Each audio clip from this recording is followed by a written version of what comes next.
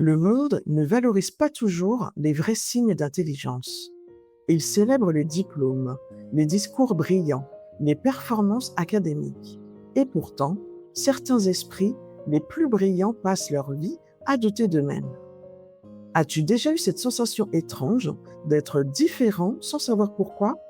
Comme si ton esprit fonctionnait sur une fréquence légèrement décalée des autres. Et si je te disais que certains de tes comportements les plus discrets, voire même ceux que tu trouves un peu bizarres, sont en réalité les marqueurs d'une intelligence atypique. Pas besoin d'un QI de 160 ou d'un prix Nobel pour être intelligent. L'intelligence, la vraie, prend mille formes. Elle se glisse dans ta solitude, ton imagination débordante, tes silences bavards ou ta mémoire étrange. Aujourd'hui, je t'emmène explorer 12 signes que tu es bien plus intelligent que tu ne le crois. Accroche-toi, certains vont peut-être te bouleverser.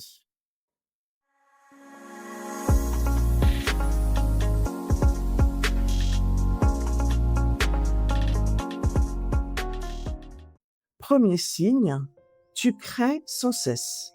Même dans le vide, ton esprit construit. Tu es du genre à avoir 1000 idées par jour. Certaines sont bancales, d'autres irréalisables. Et parfois, il y en a une qui te traverse comme un éclair. Et là, tu sens qu'elle a un truc en plus. Tu griffonnes sur un coin de carnet, tu parles seul dans ta tête, tu t'embarques dans des scénarios qui n'ont ni queue ni tête. Mais qu'importe, tu crées. Ce flux d'idées ne s'arrête jamais vraiment. Même quand tu fais autre chose, une partie de ton esprit est ailleurs, en train de construire, d'imaginer, d'agencer. Et tu crois que c'est normal. Mais ce n'est pas le cas. Beaucoup de gens ne vivent pas avec cette effervescence intérieure constante. Ce qu'on appelle pensée divergente, cette capacité à générer des pistes nouvelles, est une des formes les plus puissantes d'intelligence créative. Les plus grands esprits de l'histoire, de Léonard de Vinci à Einstein, n'étaient pas seulement des génies rationnels, mais aussi de grands rêveurs, bouillonnants d'idées, dont 99% finissaient à la corbeille. Ce que tu dois retenir, c'est que l'intelligence ne réside pas toujours dans la bonne idée, mais dans la capacité à en générer des dizaines sans se censurer. À croire en ton imaginaire, même si personne ne le comprend. Alors non, tu n'es pas trop dans ta tête. Tu es juste un architecte d'idées, et c'est un signe rare d'un esprit qui voit plus loin que le présent. Signe numéro 2, ton humour est particulier et ça déroute souvent les autres. Tu fais une remarque que tu trouves brillante, subtile, peut-être même hilarante, et autour de toi, silence. Personne ne comprend, ou pire, on te regarde bizarrement. Pourtant, toi, tu es plié de rire. Ton esprit a capté un décalage, une absurdité, une ironie que les autres n'ont même pas vu passer.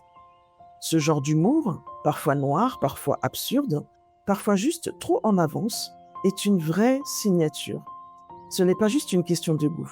C'est un signe de pensée rapide, décalée, capable de créer des connexions inhabituelles. Et devine quoi? C'est une forme d'intelligence supérieure, prouvée par de nombreuses études en psychologie cognitive. Comprendre l'ironie, jongler avec les doubles sens, voir l'absurde là où d'autres ne voient que le sérieux, demande une certaine agilité mentale. Et souvent, ceux qui ont ce genre d'humour vivent dans une forme de solitude intellectuelle. Parce que rire tout seul, c'est bien, mais ça isole parfois. Mais si tu es ce genre de personne, sache que ton humour n'est pas bizarre. Il est brillant. Il traduit un regard unique sur le monde, une capacité à décoder les couches cachées des situations. Tu ne ris pas juste pour évacuer. Tu ris parce que tu vois ce que d'autres ne voient pas. Et même si tu galères à trouver un public pour tes blagues, ne change rien. Parce que derrière ton humour différent, il y a un esprit affûté, libre et profondément original. Signe 3. Tu te souviens de détails que tout le monde oublie et personne ne comprend comment. Une scène, une phrase, un regard, une odeur, et tout te revient. Tu peux revivre une conversation vieille de plusieurs années comme si elle venait d'avoir lieu. Tu te souviens de la couleur de la chemise, de la musique de fond, de l'expression du visage, alors que les autres ont déjà tout effacé. On te dit que tu es nostalgique, que tu rumines ou que tu es trop sensible. Mais en vérité, Tu as simplement une mémoire associative et émotionnelle extrêmement développée. Ce n'est pas juste une bonne mémoire, c'est une capacité à enregistrer les détails profonds, ce qui échappe à la majorité. Cette mémoire n'est pas qu'un outil, elle est une extension de ton intelligence. Elle témoigne de ta faculté à observer, à retenir, à relier. Tu ne retiens pas que les faits, tu retiens les atmosphères, les nuances, l'implicite, et c'est là que réside ta différence. Les personnes très intelligentes ont souvent cette mémoire atypique. Ce n'est pas qu'elles retiennent plus, c'est qu'elles retiennent autrement. Parce qu'elles vivent les choses plus intensément, elles les impriment plus profondément. Alors, quand on te dit « Mais comment tu te souviens de ça ?» Ce n'est pas un bug, c'est un signe. Tu es une mémoire vivante et ton cerveau est câblé pour la profondeur. Et même si parfois ce trop-plein te pèse, n'oublie jamais ceci. Ta mémoire est une force. Elle fait de toi un témoin rare du monde et un narrateur précieux des instants que les autres laissent filer. 4e signe, tu vis une double vie, celle de tes pensées. Tu es là physiquement, présent dans la pièce, à la terrasse du café, dans une réunion ou face à quelqu'un. Mais intérieurement, ton esprit est déjà parti, en plein vol. Il vagabonde, invente, explore. Tu peux imaginer des conversations entières, des univers alternatifs, des souvenirs réinventés, sans même t'en rendre compte. Tu rêves tout éveillé, pas pour fuir, mais parce que ton cerveau est un monde parallèle à lui seul. Et cette capacité, souvent jugée comme un manque d'attention ou une distraction, est en réalité une forme d'intelligence introspective et imaginative puissante. Les études en neurosciences le confirment. Les personnes qui rêvassent fréquemment possèdent souvent un QI plus élevé, une créativité exacerbée et une capacité d'abstraction hors norme. Elles pensent en dehors de la scène, et parfois loin devant. Ce monde intérieur est ton terrain de jeu, ton laboratoire secret. Tu y testes des idées, tu rejoues des situations, tu répares des blessures. Et même si de l'extérieur, tu sembles ailleurs, à l'intérieur, ça bouillonne. Il y a des gens qui fuient le silence. Toi, tu y plonges. Parce que c'est dans ce silence que ton esprit construit ces cathédrales invisibles. Ce n'est pas de l'ennui, c'est de la gestation mentale. Alors non, tu n'es pas dans la lune. Tu es ailleurs, mais avec raison. Et cet ailleurs est peut-être ce qui fait toute ta richesse. Si tu vis autant dedans que dehors, si ton imagination est plus vaste que ta réalité, c'est probablement parce que ton intelligence a besoin de ce second monde pour respirer. 5e signe, tu ressens plus fort que les autres et tu comprends ce que les autres fuient. Il y a des jours où tout atteint, une phrase en l'air, un silence prolongé, une tension invisible dans une pièce. Et toi, tu captes tout. Comme une antenne ultra sensible. Tu ressens profondément. Tu ne sais pas faire semblant. Même si tu n'en dis rien, à l'intérieur, tout s'imprime. Certains pensent que l'intelligence est uniquement rationnelle, mais il existe une autre forme d'intelligence, plus subtile, plus intime, l'intelligence émotionnelle. Et tu l'as peut-être en toi. Tu sais reconnaître ce que tu ressens. Tu mets des mots là où d'autres ne font que détourner le regard. Tu es capable de dire « là, je me sens rejeté »,« là, je ressens de la honte »,« là, j'ai peur ». Tu ne fuis pas l'inconfort émotionnel, tu l'explores. Ce n'est pas de la faiblesse, c'est une puissance, une forme de lucidité rare. Et c'est aussi ce qui te rend capable de lire les autres. Tu ressens avant même qu'ils parlent. Tu entends ce qu'ils ne disent pas. Et parfois c'est épuisant, parce que tu n'es pas juste dans ta tête, tu es aussi dans leur cœur. Les personnes très intelligentes ne sont pas toujours les plus logiques. Ce sont souvent celles qui perçoivent les subtilités du monde affectif, les nuances émotionnelles, les contradictions humaines. Elles peuvent comprendre l'autre même quand lui-même ne se comprend pas. Alors oui, tu es peut-être hypersensible, mais c'est une autre forme de clairvoyance. Et dans un monde qui survalorise le contrôle, ta capacité à ressentir, c'est un acte de courage. 6e signe, tu chéris ta solitude, non pas pour fuir le monde, mais pour mieux l'habiter. Tu es bien avec les autres. Oui, mais seul, tu respires. Tu n'as pas peur du silence. Tu ne t'ennuies pas quand tu es seul. Au contraire, c'est là que ton esprit s'ouvre. que tes pensées prennent leur véritable ampleur. Tu te sens souvent plein quand les autres te croient vide, parce qu'ils ne voient pas ce qui se passe à l'intérieur. Ils ne savent pas que quand tu te retires, c'est pour mieux penser, créer, observer, digérer le monde.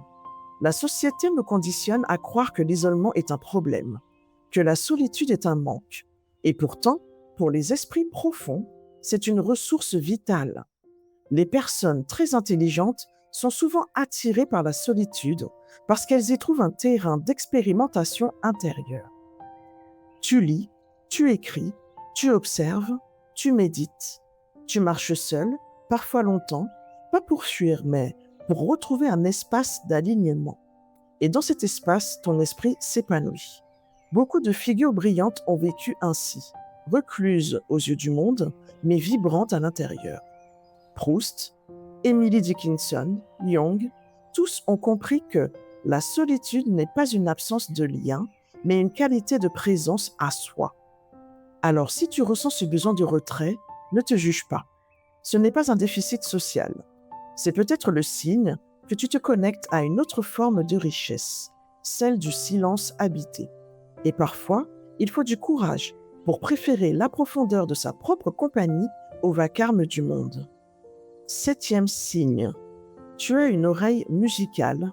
Même sans formation, tu ressens les harmonies. Tu entends un morceau et quelque chose en toi vibre. Ce n'est pas juste de l'écoute, c'est une immersion, une absorption. Tu ressens chaque note comme si elle te racontait une histoire que seul toi pouvais entendre.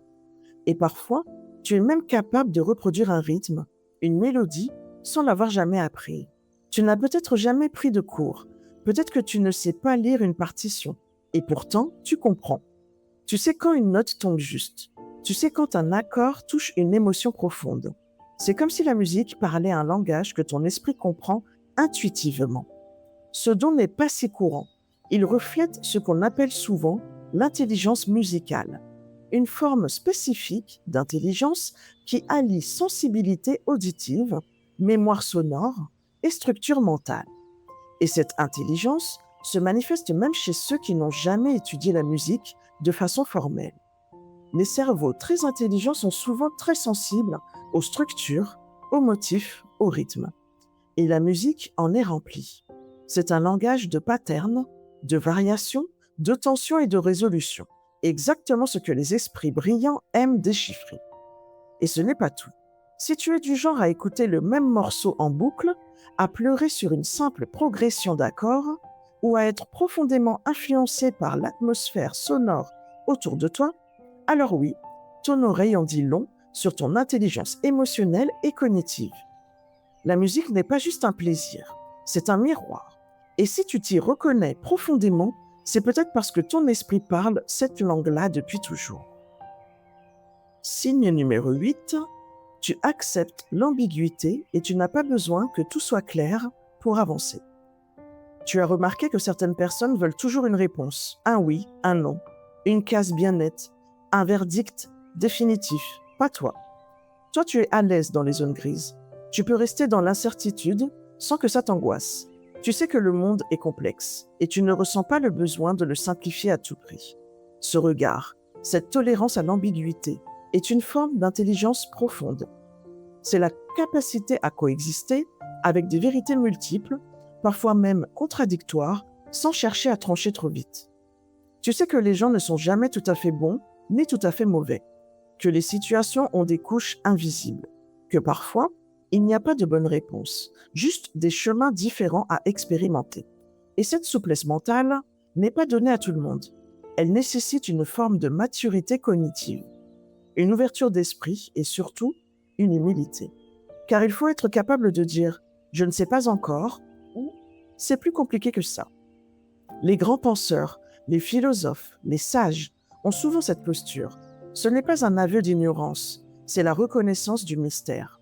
Et ceux qui embrassent ce mystère avec calme et lucidité sont souvent ceux dont l'intelligence dépasse le cadre du raisonnement logique.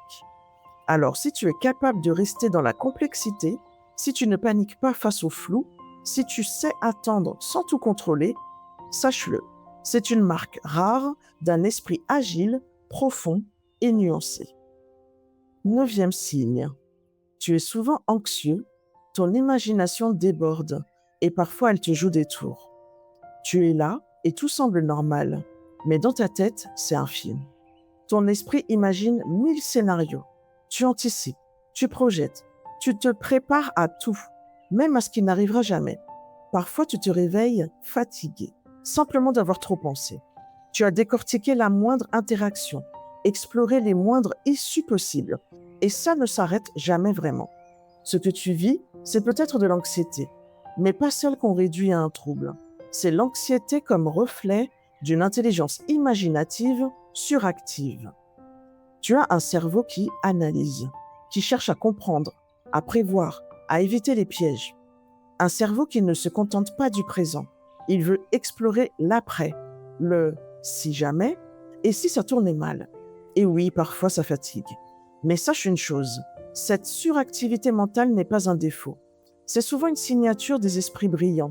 Tu ne te contentes pas de ce qu'on te donne. Tu remets en question, tu décomposes, tu veux saisir l'ensemble du puzzle, même si ça te ronge un peu. Tu n'es pas fou, tu n'es pas folle.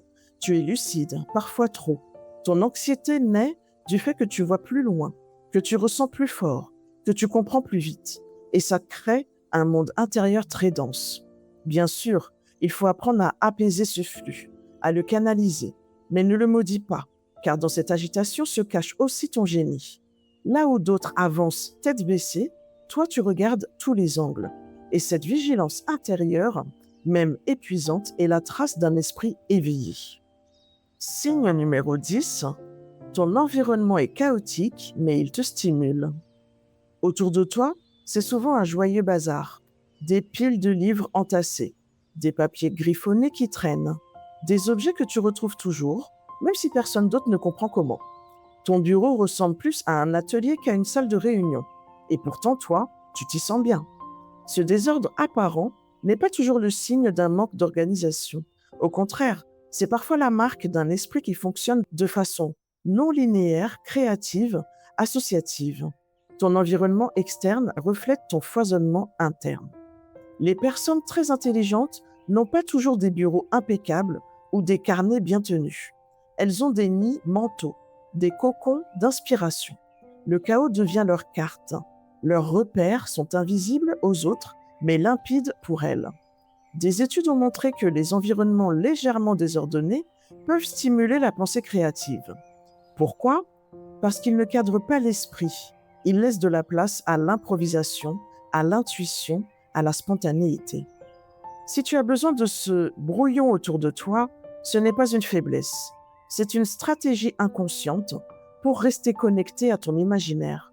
Ton désordre est peut-être ton ordre, un ordre poétique, vivant, mouvant. Et tant pis si les autres trouvent ça étrange. Ce n'est pas la forme de ton espace qui compte, mais l'énergie qui y circule. Et si dans ton chaos naissent des idées, des élans, des projets, alors continue. Tu es exactement là où ton esprit a besoin d'être. 11e signe, tu fais souvent rien. Mais à l'intérieur, c'est en pleine ébullition.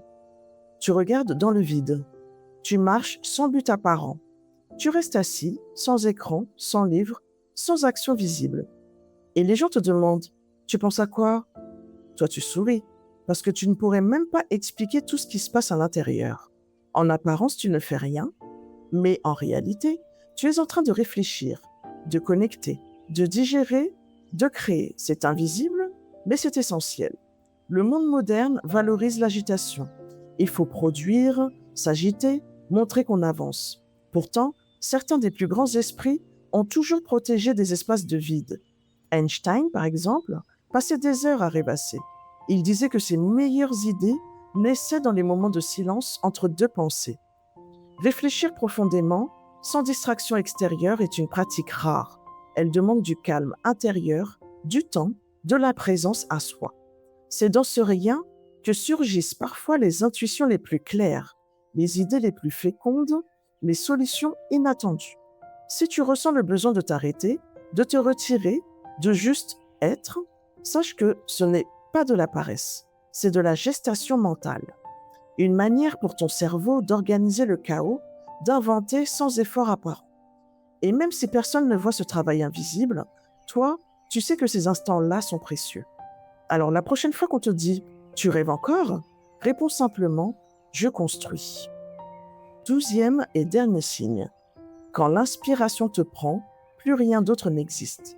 Tu entres dans un état de concentration absolue. Tu connais ce moment, celui où une idée surgit et où tout le reste s'efface. Tu es absorbé, plus de bruit, plus de temps, plus de distraction. Tu oublies même de manger, de répondre à ton téléphone, de vérifier l'heure. Tu es ailleurs, mais intensément présent. Ce que tu vis à ce moment-là, c'est ce qu'on appelle l'état de flow, un phénomène bien connu des chercheurs qui désigne un niveau de concentration extrême, presque hypnotique. C'est une signature des esprits créatifs, profonds, brillants. Le plus fascinant, cet état ne peut pas être forcé, il surgit. Quand tu fais quelque chose qui te passionne, qui t'aligne, qui stimule à la fois ton esprit et ton cœur. Et dans cet instant suspendu, tu produis mieux, tu penses plus vite, tu inventes, tu résous. Toutes les personnes très intelligentes ne sont pas organisées ou disciplinées, mais elles ont ce don, celui de se perdre dans un projet, une idée, une création, et d'y mettre toute leur énergie sans même s'en rendre compte. Ce n'est pas du travail, c'est une fusion. Et même si le quotidien t'empêche parfois d'atteindre cet état, dès qu'il se présente, tu le reconnais. Alors, si tu as déjà vécu ce moment de tunnel créatif, cette bulle de clarté où tout devient fluide, sache que c'est le signe ultime d'un esprit connecté à sa mission intérieure. Tu n'es pas dispersé. Tu es fait pour vibrer intensément, sur des fréquences que peu comprennent. Et ça, c'est une intelligence rare. Tu es bien plus que ce que tu crois. On vient d'explorer 12 signes silencieux, 12 façons dont ton esprit s'exprime, parfois à ton insu. Des détails que tu pensais sans importance, des habitudes que tu jugeais étranges, des ressentis que tu croyais trop envahissants. Et si tout cela était en réalité la preuve d'une intelligence profonde, atypique, belle. Tu n'as peut-être jamais brillé dans une salle de classe. Tu n'as peut-être jamais eu de diplôme encadré au mur. Tu doutes peut-être encore de ta valeur intellectuelle parce que tu n'entres pas dans les cases. Mais l'intelligence, la vraie, celle qui touche, celle qui crée, celle qui transforme, elle ne crie pas. Elle s'insinue. Elle est dans la façon dont tu observes le monde, dont tu ressens l'invisible, dont tu te tiens à l'écart pour mieux comprendre. Ce que tu crois être un excès est peut-être ton don. Ce que tu considères comme un défaut est peut-être ton génie. Alors je te pose cette question. Et si ce que tu as passé ta vie à cacher était justement ce qui te rend unique? Tu n'as rien à prouver. Tu as tout à découvrir. Tu n'as pas besoin de devenir plus. Tu as juste à reconnaître qui tu es déjà. Rappelle-toi, ton intelligence ne se mesure pas, elle se révèle. Et aujourd'hui, peut-être qu'elle vient de commencer à le faire. Je te remercie pour ton écoute et espère que cet épisode t'a aidé à prendre conscience. N'hésite pas à le partager si tu connais quelqu'un qui en a besoin. Pour continuer sur cette belle lancée, je t'invite à écouter la vidéo suivante. À très vite. Pour finir, je sais que je ne sais rien, cherchons ensemble pour en savoir plus.